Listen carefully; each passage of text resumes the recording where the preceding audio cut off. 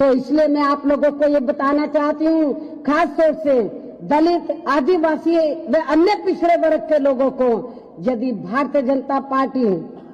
तो आरएसएस की और इनके सहयोगी जो अन्य संगठन हैं उसकी सोच के मुताबिक चलकर इस पूरे मुल्क को, पूरे देश को हिंदू राष्ट्र बना देती है, तो मैं आप लोगों को, दलित, आदिवासी और अन्य पिछड़े वर्ग के लोगों को ये कहना चाहती हूँ कि फिर आप लोगों का हित तो हिंदू राष्ट्र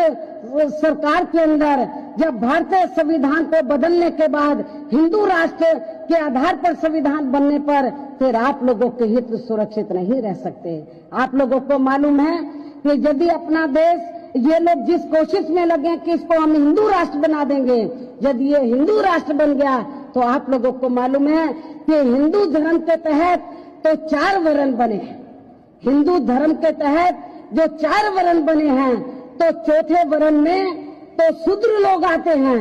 जिसमें दलित, आदिवासी, अन्य पिछड़े वर्ग के लोग आते हैं, और चौथे वर्ण को, शूद्रों को, तो इस देश के अंदर तो हिंदू धर्म के मुताबिक तो वर्णों के आधार पर आपको केवल गुलामी का अधिकार प्राप्त था। आपको शिक्षा, सरकारी नौकरियों में या राजनीति आदि में आगे बढ़ने का अधिकार नहीं था, केवल गुलामी का अधिकार आपको प्राप्त था। यदि ये देश हिंदू राष्ट्र बन जाता है तो आपको फिर से ये लोग अपना गुलाम और लाचार बना देंगे। इसलिए मेरा आप लोगों से कहना है, खासतौर से दलित, आदिवासी, अन्य पिछड़े वर्ग के लोगों से ये कहना है, आप लोगों को बाबा साहब डॉक्टर अम्बेडकर की सोच को ध्यान में रखकर इस देश के अंदर भारतीय जनता पार्टी और आरएसएस की इस मंशा को कभी भी पूरा नहीं होने देने का है। आपको हिंदू राष्ट्र नहीं बनने देने का है। आप लोगों को बाबा साहब डॉक्टर अम्बेडकर की सोच के मुताबिक यहाँ पर इसको धर्मनिरपेक्ष